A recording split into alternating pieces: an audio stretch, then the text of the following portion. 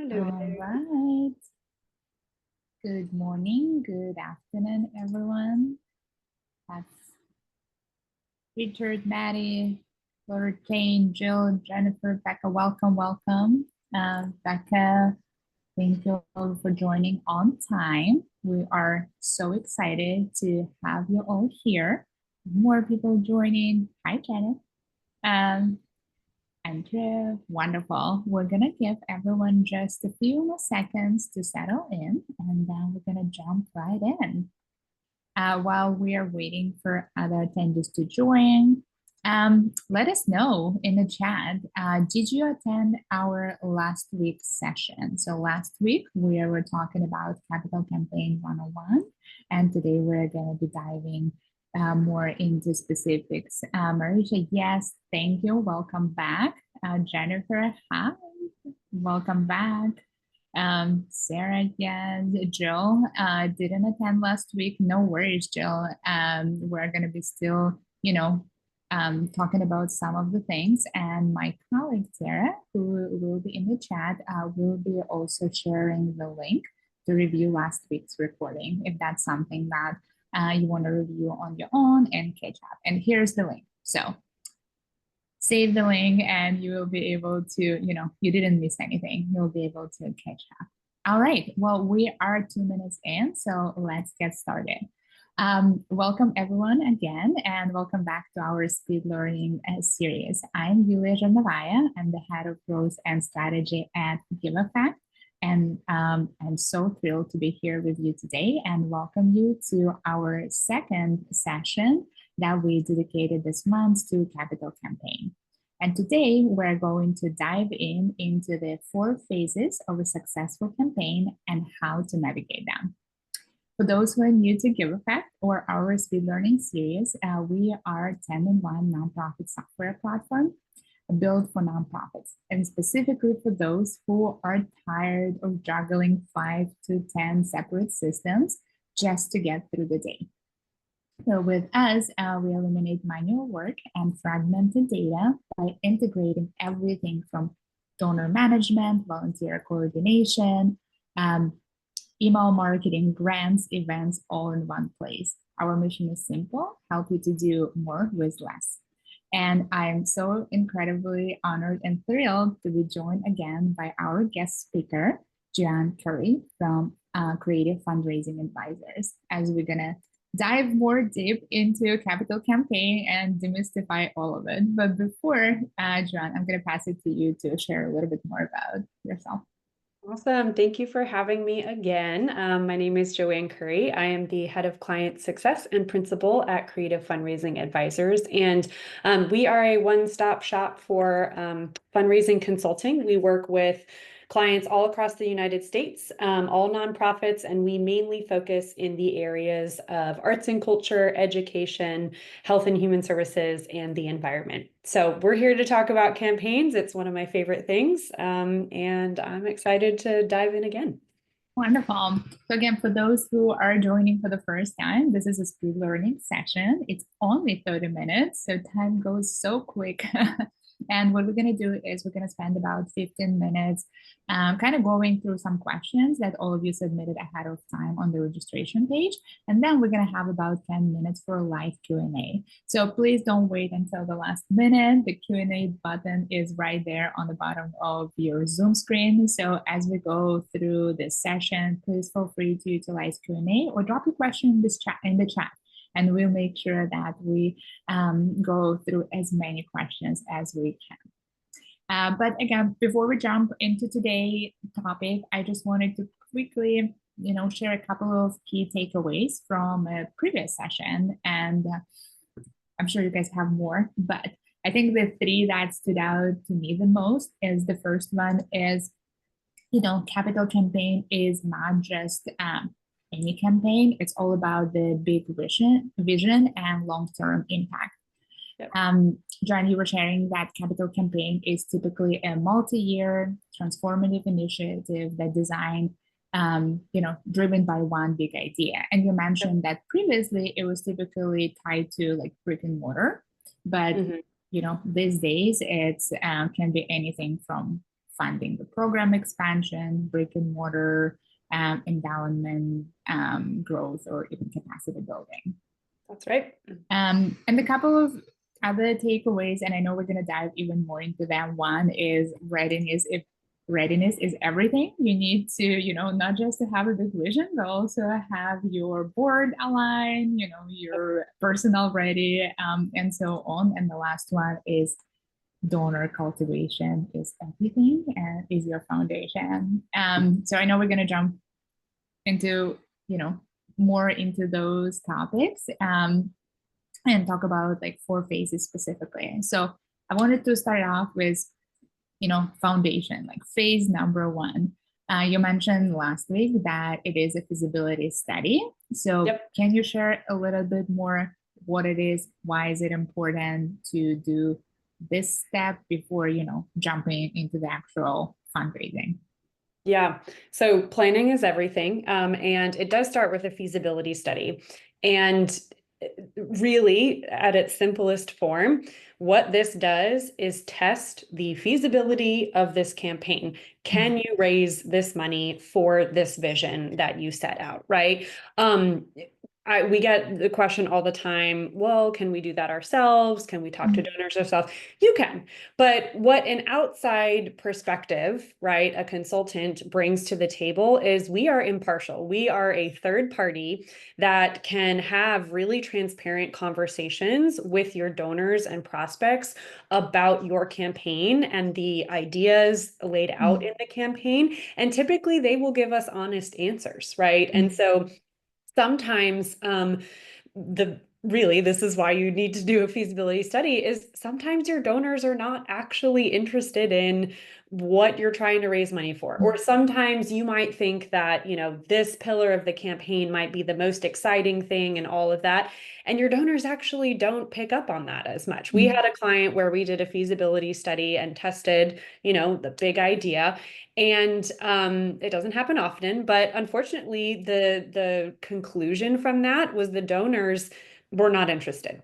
So this is why it's best to not skip this step and jump straight into fundraising, because if you put all of that time and energy into planning and asking for money and this big idea, but you don't actually know if people are interested in funding it, that's a lot of time wasted. So yes, it takes a lot of time up front. So a feasibility study, depending on the size of your organization and how many donors and constituents get involved in this study, it could take anywhere from 6 months to 9 months to complete.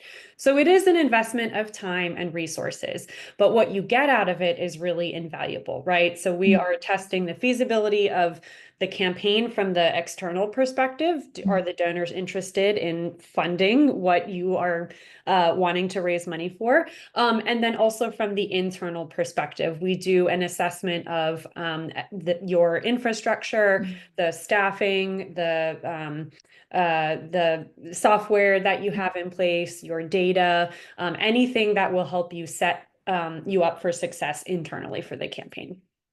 Wonderful. And then, John, when you say feasibility study, is it more like an interview setup, if you say, or is it more like a survey, or it's more like one-on-one conversation where you go all of it? All of it. Okay. Yeah. So different companies, different organizations do it differently. But the typical thing is we do one-on-one interviews with donors. So when we do it at Creative Fundraising Advisors, we typically talk to about 40 to 50 prospective donors one-on-one. So there's that conversation. But then we like to involve some broader groups as well. So sometimes we will do what we call community listening sessions, where we talk to different stakeholders in the community to actually really shape the case for support. So why is it important? What does the impact mean?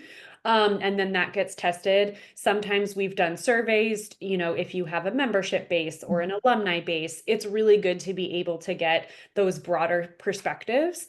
And sometimes we've done focus groups as well, of same thing, kind of testing with different constituent groups like visitors, members, things like that. So at the end of the day, a feasibility study really should involve a lot of members of your community. We've, involved anywhere from 100 to 2,000 people, depending on, Oh, if we do wow. a survey or not. So it really is meant to cast a wide net and get the Mm. perspective of many different groups of people who would be involved in the campaign. Uh, yeah, thank you so much for sharing those details because it also gives perspective, right? Why we're looking at the timeline of six to Why nine is it so months. long? Yeah, Yeah. makes a lot of sense. Wonderful. Okay, so let's say the feasibility study is done and completed, and the next phase is the planning phase. Yep. So, what are some of the must-haves, right, or the things that nonprofit organizations should be thinking when they are going through the planning? Yep. So typically, when you do a feasibility study, it results in a final report with a lot of recommendations, right? There's recommendations for anything from how the messaging should be worded, depending on the feedback that we get in the feasibility study. It can be about hiring staff to actually Mhm. support the campaign. It can be about your donor database and figuring out, is your data clean? Do you have the system set up Mhm. well? Are people using it well? So those are some recommendations that usually come out of the feasibility study. So in campaign planning, we recommend you implement those recommendations. Sometimes it's hard to do all at once, and that's okay. You can do it in phased chunks. But then also what you do is there's a couple main components of campaign planning. One is detailing out and developing the final case for support. So a lot of organizations will develop, I have some on my bookshelf, but some booklets, right? You've probably seen these before. And Mhm. it could be anywhere from, 8 to 20 pages with Mhm. beautiful imagery. If you're building a building, you might have some, image from your Right. architect. If it's about program expansion, you want kind of photos of what, Mhm. participants would, who are working in that area in the program. So um, Makes sense. visuals and the case for support, that takes a while, right? Because a case that we test in the feasibility study is usually about a white paper about 4 pages long. So we want to take that, integrate the feedback we heard during the study, and then create that one kind of beautiful piece that can then be adapted to be a digital version. It could be a deck, it could be a PDF that you share, there can be a video. So there's a lot of things that come into play when developing that case for support. So that's one thing during campaign planning. The second thing is, if appropriate, you want to form a volunteer group that will help you with this campaign. Typically, it's called a campaign committee, a campaign cabinet. We sometimes form groups that we call campaign ambassadors, which are a little bit less structured, but you need those volunteer champions in the community that will help open doors to other, Mhm. donors that you might not know yet, open their networks, host events, sometimes even solicit people on your behalf. So that's really important. So identify those people. And some of those will have been interviewed in the feasibility study, so we'll get buy-in there. And then the third thing is about creating your donor pipeline and a range of gifts pyramid, right? So figuring out if Yeah. your campaign is $100 million, right? Do we have a prospect for a lead gift of $20 million? Typically, the lead gift is about 20% of your campaign goal. And then how many gifts of $5 million do we need? How many gifts of $1 million? So on and so forth. So again, we build that out in the feasibility study, but then it gets informed by the conversations and the data that we collect during the study. So all kind of those 3 buckets are planned out during this phase of campaign planning, and that can take anywhere from, don't be surprised, 6 to 9 months again, Right. just because it takes time, right? It takes time Yeah. to thoughtfully create those case materials, build out, that donor pipeline. Now, it Mhm. doesn't mean that you can't start asking for money during that time. In Mhm. fact, we do encourage it. There's going to be people who are they're ready to go, right? They are already bought in, they are part of this vision, they're super excited. So they don't need the whole song and dance. They might not need the Mhm. big brochure or anything like that. If they're ready, let's ask them, let's get their commitment, because then they will become one of your champions for this campaign. Wow, there is such a complex It's process, a and lot. yeah, I'm just kind of thinking through all of it. I mean, I've never done it, but 6 to 9 months is like, oh, maybe more time is needed. So, Sometimes it is, honestly. Yeah, sometimes we need more time yeah, for the case for support or right. things like that. So we try to be flexible and Adjust. adapt to what's realistic. Who can we ask Mhm. for money now while we're still planning so we don't lose the momentum? But yeah, it's really complex. There's a lot of pieces that need to fall into place Right. thoughtfully. That makes a lot of sense because essentially this first like feasibility study and your planning stage is the foundation for your entire campaign. So it makes sense that, it can make or break the Yep. success of the entire. And it makes sense. All right. So once that phase is done, right? I think last time you mentioned that the third phase is the quiet phase. Yep. So can you share a little bit more about what is the goal of that phase and what are we trying to achieve here? Yes. So you've planned everything out, then you launch officially your campaign. Mhm. And typically, like you said, it's called the quiet phase. We also like to refer to it as the pace setting and major gifts Mhm. phase.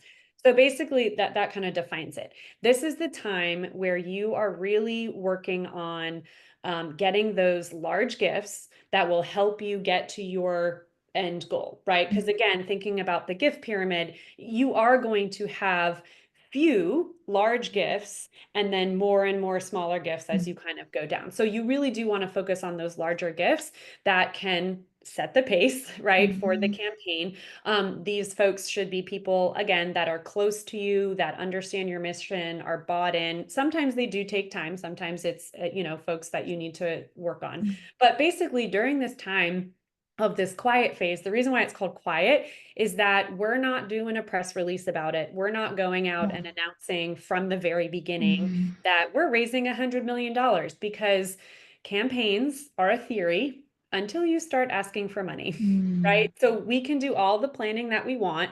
Again, doing the feasibility study, the planning, that helps us um, ensure that we are set up for success as much as possible. But at the end of the day, we don't know if it's going to work until you start asking for money. So what we don't want to happen is you announce you've raised $0, we're raising $100 million, and then donors start coming in at a lot lower than you thought. And then you realize our campaign might be $75 million, and how do we adjust that, right? So that's why it's called the quiet phase. You're quiet about the goal. It gives you the flexibility to Mhm. adapt to what's happening, right? The stock market, the economy, there's so many things that are out of our control. So that's why we really want to be able to control the messaging Mhm. and the goal.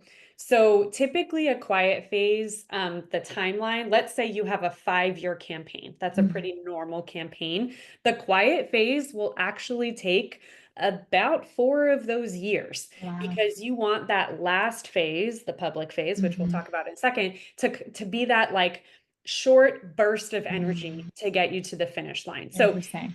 quite a bit of work is Yeah. done for 4 years without really being able to publicly talk about the campaign. Okay. You Wow. can talk about big gifts that have come in Sure. without saying the word campaign. You can talk about the impacts that those gifts are Mhm. making, but you really don't announce a campaign Makes until sense. you're very sure that you are going Yeah. to finish it. And I'm curious, with this quiet phase, like what is there a percentage you're trying to raise? Yes. If you're Yeah. So raising for 100 typically, million. Mhm. yeah, typically, we like to recommend that you've raised between 70 and 80% of your goal Yeah. during that time Yeah. frame. I like Yeah. 80. I like being real Yeah. The safe closer. about it, because you just need to know the path to the end. So, yeah, if you Mhm. have $100 million campaign, you're going to want to raise about $80 million in that quiet phase. Yeah. So, in the Okay. first 4 years, if you have a 5-year campaign.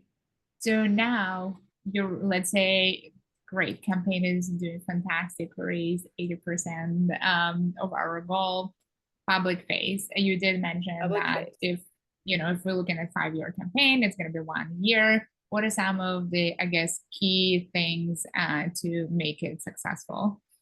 Yeah, so when you think about a public phase announcement, of course, you want to plan it out, right? And a lot of times, a organization will have like an annual event, like a gala, a fundraiser, a community day, something like that that they have. That's a announcement because you already have a captive audience of donors that love you, support you, all of that. So you want to be able to celebrate that moment. So typically you make the announcement, at an event or something like that. And then you send out a press release, you try to get some media around it. And really the purpose is to say, guess what? We have this amazing vision. Yeah. We're 80% of the way there. We just need your help to get us to the Mhm. end, right? And it should be something that's inspiring and motivating so that the average person like me could say, you know what, I can give $100 to that and Mhm. that'll help them reach their goal. Um, and it's really the community, everybody under the Right. tent phase. There's so many kind of names for it, but it's really about everyone kind of coming together to make this vision happen. And that's why a shorter burst of energy, like I said before, is better because you can keep people engaged in, the process for a limited amount of time, right? Mhm. Multiple years is really hard for a big public push. Wow, makes a lot of sense. But time flies. But it leaves me with one last question before we jump into live Q&A. Campaign is over. We just Yeah. spent like 5 to 7 years, doing all the preparation, the campaign, and everything. Is that it? Is there a is that really like work is done? Right. Everything stopped. No. Bonus phase 5 is post campaign, right? So Mm. stewardship. Yeah, every good fundraiser knows that a well stewarded gift leads you to your next gift. So it's Mhm. really important to not just say, "Great, we did it," and never say Right. anything else again, Yeah. right? You want to make sure that you are updating your donors about the impact of their gift, Mhm. right? We launched construction, the building's almost done, here are photos, here Mhm. are things like that. Or you helped launch this new program, come and see the final performance or workshop or something like that. So think about ways that you steward your donors on an annual basis. Right. It's the same thing, it's just kind of maybe a bit bigger, right? Bigger initiatives, Mhm. but it's important to remind them of the impact of their transformational gift Mhm. and how it got you to this point. Mhm. And if you do that well, you will retain those donors for on an annual basis, and you will set Right. yourself up for the next campaign. Wow.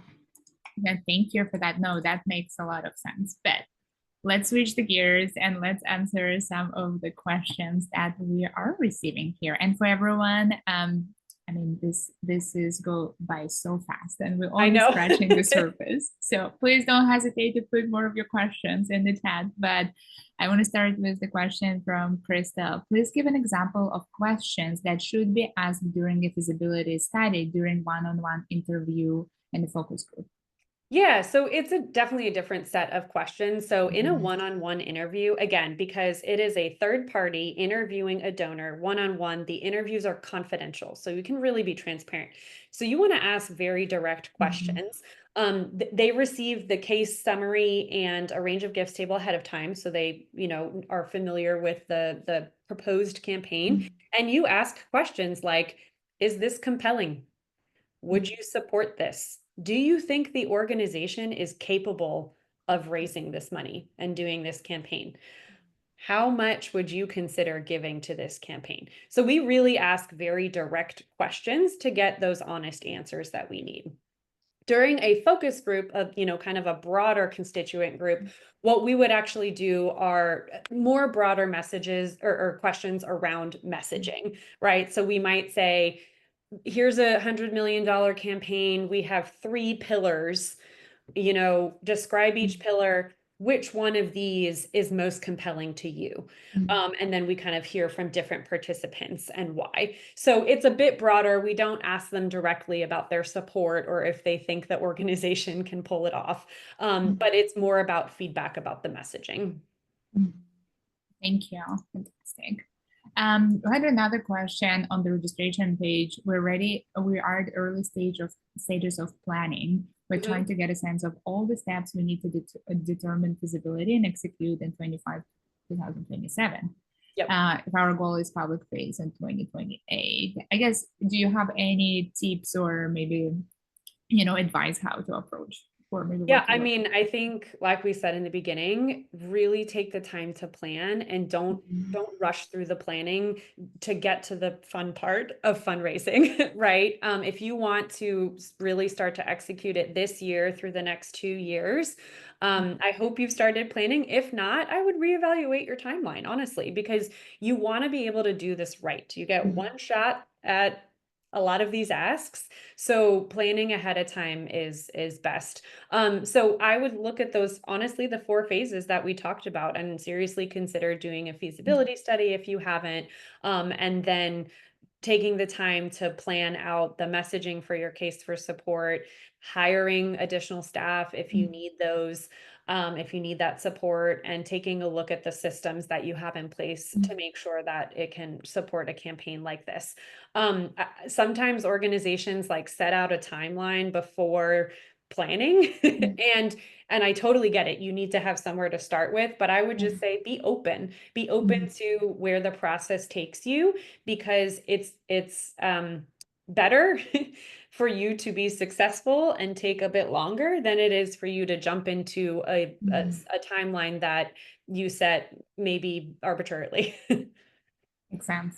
Another question is, what are the most common recommendations you made after a feasibility study?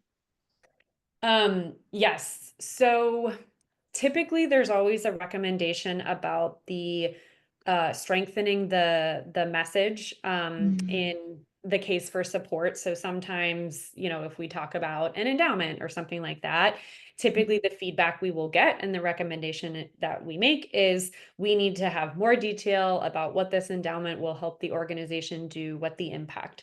So messaging, there's usually recommendations. The big recommendation is, should you do a campaign? So that really actually is number one. I should have started with that is, yes, we recommend that you do move forward with a campaign. We recommend that it is this goal. Sometimes we recommend a larger or smaller goal based on the feedback and the data that we gathered.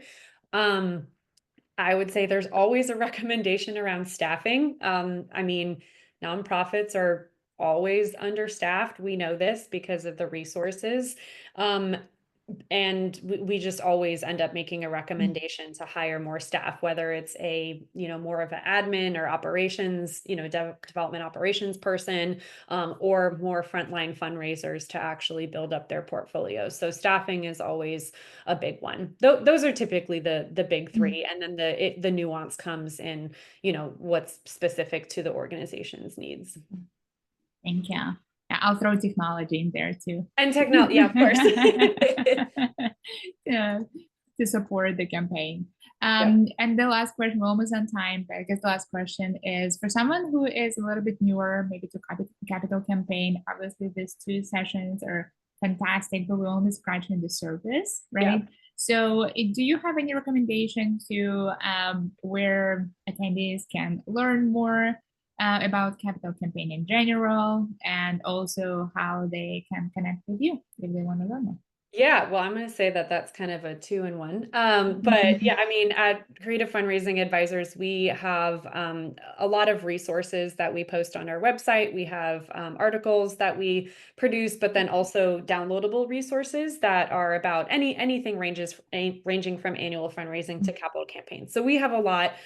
So please visit our website at creativefundraisingadvisors.org.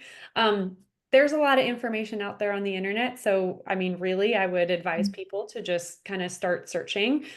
If there's organizations that you know of or have contacts at that are in a campaign, I would ask someone to coffee and talk about it and ask them about their experience.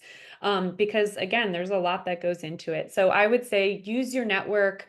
You know, don't be afraid to ask people questions about their experience. And reach out honestly to a firm, right? So you can reach out to me at Joanne at Creative Fundraising Advisors.com. We're always happy to talk and help you figure out where you're at and what you might need. So yeah, I would say just do some research and ask a lot of questions, and yeah, don't be afraid to tap into your network. It's all about the ask, right? All Across the about the board. ask. Yeah. Well, thank you so much, John. And my colleague Terry is gonna put information how to connect with Jen or ourselves and Giveffect in the chat.